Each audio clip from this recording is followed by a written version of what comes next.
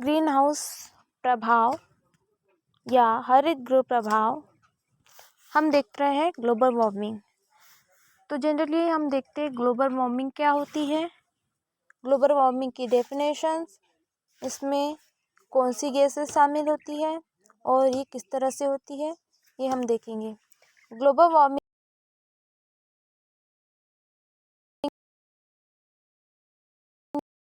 जो है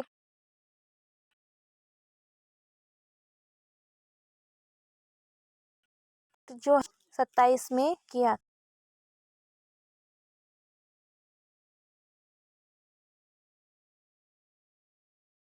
था। एटमॉस्फेरिक इफेक्ट या वैश्विक तापन या ग्लोबल वार्मिंग या फिर CO2 समस्या या CO2 प्रॉब्लम भी कहते हैं। मतलब जो ग्रीन हाउस इफेक्ट है या ग्लोबल वार्मिंग है, इसे किस किस नामों से जाना जाता है? ग्रीन हाउस इफेक्ट और atmospheric effect, global warming, CO2 problems. और हिंदी में हरित गृह प्रभाव, वायुमंडलीय प्रभाव, वैश्विक तापन या CO2 समस्या, इन नामों से भी जाना जाता है। जो कार्बन डाइऑक्साइड है उसकी सांद्रता पर डिपेंड करता है ग्लोबल वार्मिंग। मतलब कैसे होंगी ग्लोबल वार्मिंग? ग्लोबल वार्मिंग यह कार्बन डाइऑक्साइड की अधिक सांद्रता के कारण वह क्या होंगी, मीथेन एवं नाइट्रस ऑक्साइड के साथ एक स्तर बना लेती है।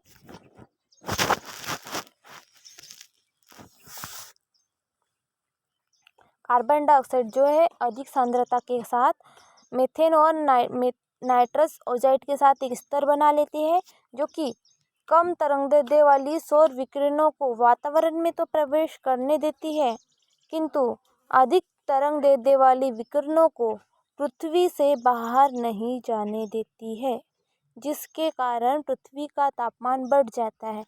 तो क्या होती है ग्लोबल वार्मिंग?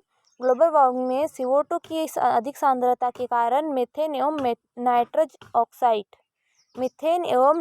ऑक्साइड यह कार्बन डाइऑक्साइड के साथ एक स्तर बना लेती है।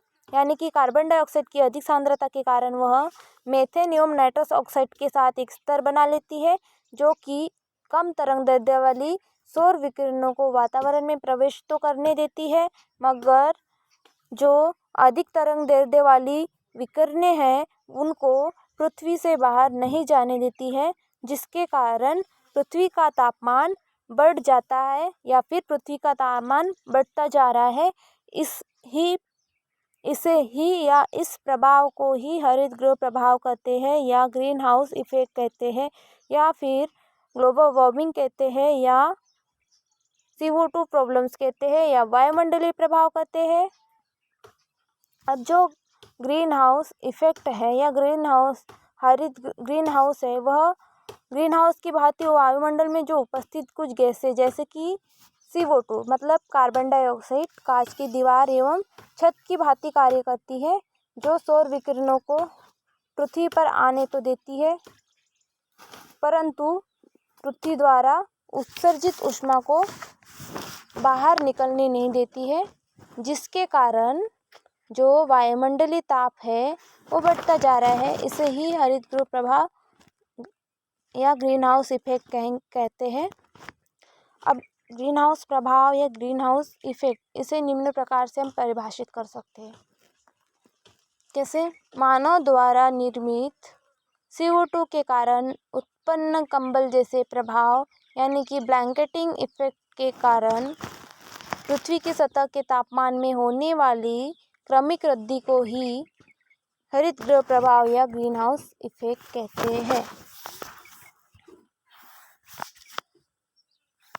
शॉर्टली अगर हम देखें तो जो ग्लोबल वार्मिंग है उसे हम ऐसे कह सकते हैं कि जो CO2 की अधिक सांद्रता के कारण जो मीथेन एवं नाइट्रस ऑक्साइड है ये एक स्तर बना लेते हैं, जिसके कारण तरंग देने वाली जो सौर विकिरणें या सूर्य की किरणें हैं वो वातावरण में प्रवेश तो करेंगी, लेकिन जो पृथ्वी पर अधिक तरंगदैर्ध्य वाली ऊष्मीय किरणें हैं उन्हें पृथ्वी से बाहर नहीं जाने देंगी। जब पृथ्वी से वो बाहर नहीं जाएंगी तो पृथ्वी का तापमान बढ़ता जाएगा या पृथ्वी की सतह गर्म हो जाएंगी, तो जिसके कारण क्या हो जाएगा, एक तापमान में वृद्धि हो जाएगी और पृथ्वी का तापमान बढ़ जाएगा। तो ये क्या कहलाएगा, यही प्रभाव क्या कहलाता है, ग्रीन हाउस प्रभाव या फिर ग्रीन हाउस इफेक्ट कहलाता है। तो इसे हम शॉर्टली ऐसे बोल सकते हैं कि CO2 की अधिक सांद्रता के कारण जो मैथेन एवं नाइट्रस ऑक्साइड है यह एक स्तर बना लेंगे और ये कम तरंग दैर्ध्य वाली किरणों को वातावरण में प्रवेश तो करने देंगे, इंटर तो करने देंगे, लेकिन जो अधिक तरंग दैर्ध्य वाली ऊष्मीय किरणें हैं उन्हें पृथ्वी से बाहर नहीं जाने देंगे। जब पृथ्वी से बाहर नहीं जाएंगे तो पृथ्वी का तापमान बढ़ जाएगा और इसके कारण ताप अत्यधिक बढ़ जाएगा और इस प्रभाव को हम ग्रीन हाउस प्रभाव या ग्रीन हाउस इफेक्ट कहेंगे। और इसमें जो कांच की जो CO2 गैस है वो कांच की दीवारों की भांति वर्क करती है, जिसके कारण पृथ्वी पर जो विकिरणें आती तो है, लेकिन पृथ्वी के द्वारा जो ऊष्मा उत्सर्जित होती है उन्हें पृथ्वी के बाहर नहीं जाने देती, जिससे वायुमंडल का ताप बढ़ जाएगा और ये प्रभाव ग्रीन हाउस प्रभाव कहलाएगा। या फिर इसे हम और इस तरह से परिभाषित कर सकते हैं कि जो मानव द्वारा निर्मित CO2 है उनके कारण उत्पन्न एक ब्लैंकेटिंग इफेक्ट के कारण जो पृथ्वी की सतह का तापमान है उनमें होने वाले क्रमिक वृद्धि को ही क्या कहेंगे, ग्रीन हाउस इफेक्ट कहेंगे। इस प्रकार से ग्लोबल वार्मिंग है।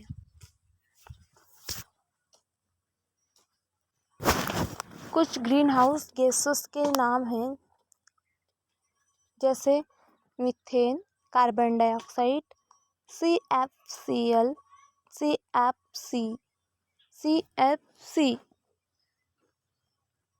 CFC में CFCl3, CF2, Cl2 और एक है डाई नाइट्रोजन ऑक्साइड और ओजोन। ये ग्रीन हाउस गैसेस के नाम हैं। जो CO2 है उसके वृद्धि के स्रोत क्या है, जीवाश्म है, ईंधन का दहन एवं वन नष्टीकरण, इसके द्वारा CO2 वृद्धि होती है और इसका जीवन काल है 500 वर्ष तक। और जो मेथेन गैस है CH4, इसका जो लाइफ पीरियड है वह है 7 से 10 वर्ष तक।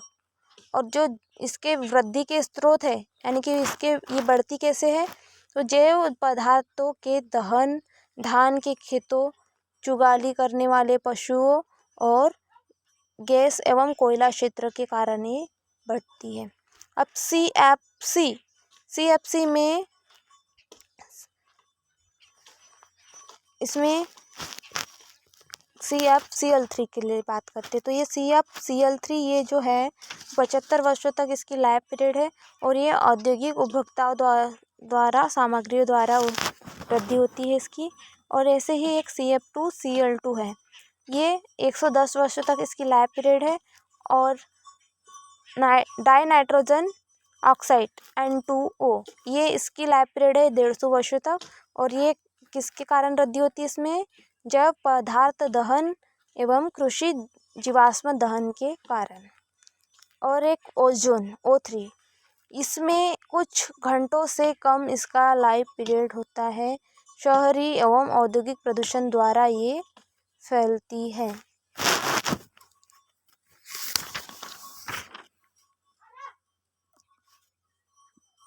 जो ग्रीन हाउस प्रभाव है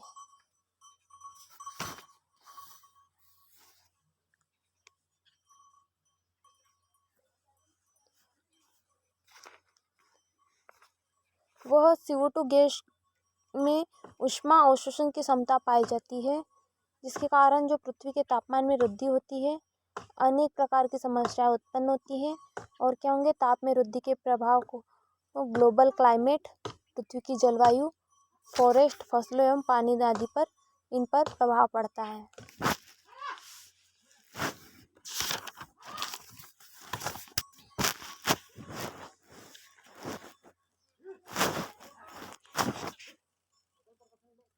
जो वायुमंडल ताप में वृद्धि के कारण क्या क्या हो सकते हैं, वायुमंडल के ताप में वृद्धि जैसे कार्बन डाइऑक्साइड के द्वारा होंगी, कार्बन डाइऑक्साइड की वृद्धि क्लोरोफ्लोरोकार्बन के द्वारा, मीथेन के द्वारा।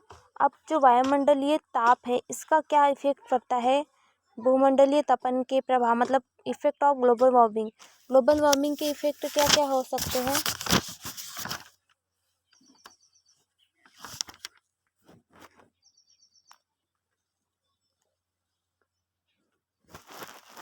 ये हम नेक्स्ट वीडियो में देखेंगे। थैंक्स।